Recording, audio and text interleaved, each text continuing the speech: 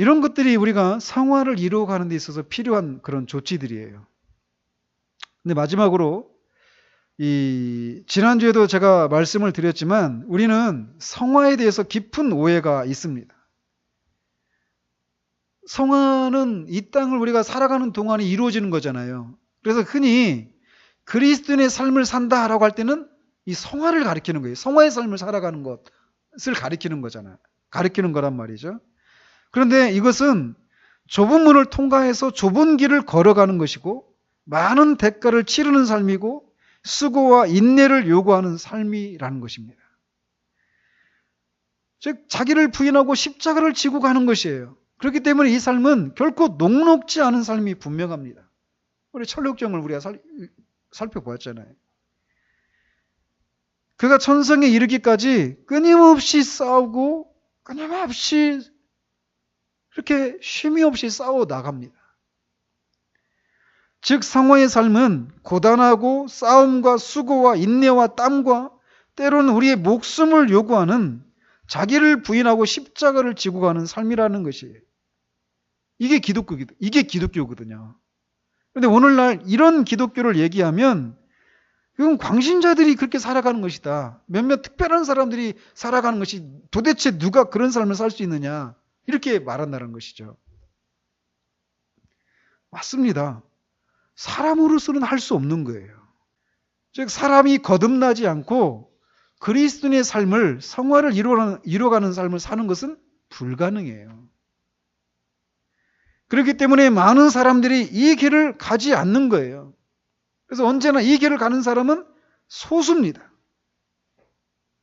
그러나 믿는 자들 안에는 이런 삶을 살고 싶어하는 새로운 마음과 본성이 있다라는 거예요. 어떻게 그렇게 살아가느냐 하는데 그렇게 살고 싶어하는 마음이 있다라는 거예요. 거듭난 사람에게는. 또한 이런 삶을 살 수 있는 능력을 그들 안에 계신 성령을 통해서 끊임없이 공급받는다라는 겁니다. 즉 참된 신자가 아니면 성화의 삶은 불가능해요. 이렇게 분명히 성화는 대가를 치르는 끊임없는 싸움입니다. 그렇기 때문에 성화를 이루어간다 이렇게 말할 때 사람들이 언뜻 생각하는 게 굉장히 슬프고 우울하고 좀 부정적인 그런 생각을 불러일으킨다라는 것이죠. 성화를 이루어간다 할 때 좁은 문 통과해서 날만 자기를 부인하고 십자가를 지고 많은 대가를 치르고 이게 사람들로 하여금 막 유쾌한 생각을 불러일으키지 않는 것처럼 생각한다라는 거예요. 그러나 실제로 그런가라는 거예요.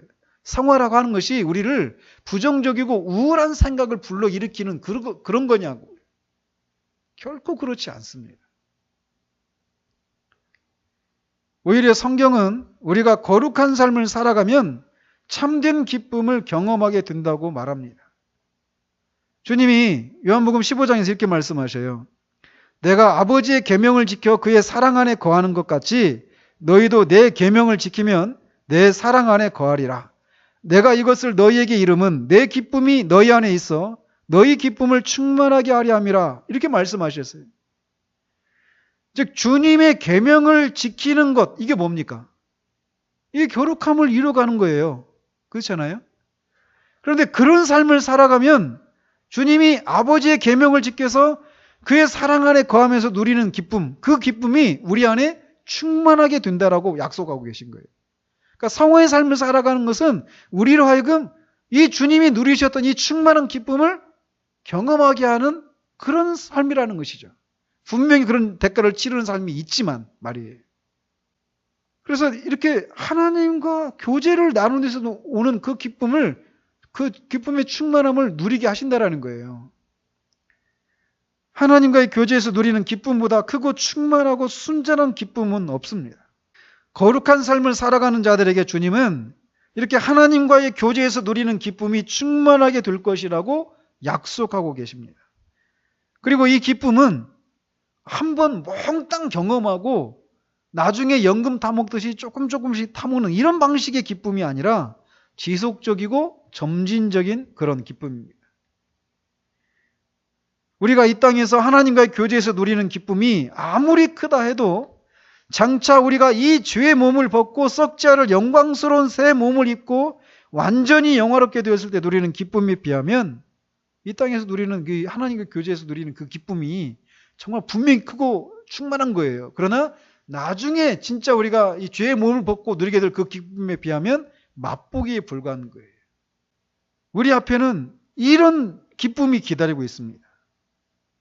주님도 이 땅에 사시면서 주님 앞에 기다리고 있는 그 기쁨을 생각하면서 이 십자가를 지고 그 십자가를 지는 그 삶을 사셨던 것처럼 우리도 그런 것을 생각하면서 성화를 이루어 가야 된다는 것이에요.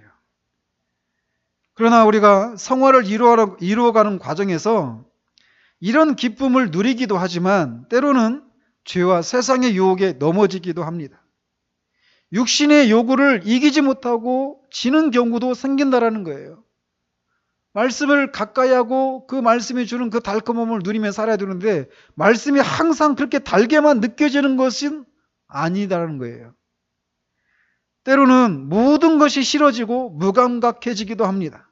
심지어는 신앙생활을 포기하고 싶은 때도 일어나요. 그런데 있지 않아요?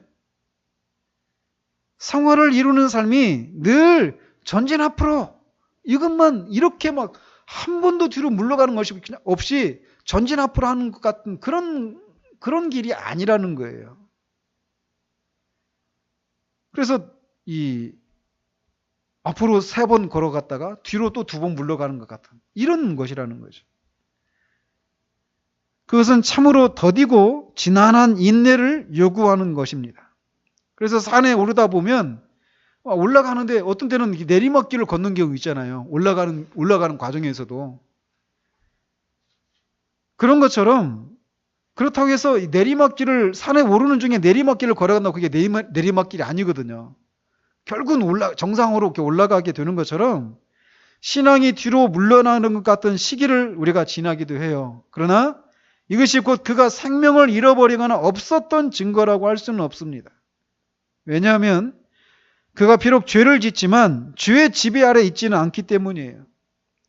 그리스도는 결코 죄를 짓지만 죄의 지배 아래는 있지 않는 존재입니다. 그래서 비록 죄에 대해서 지고 넘어지는 경우도 있어요. 그렇지만 계속해서 그렇게 엎드려져 있지는 않다라는 거예요.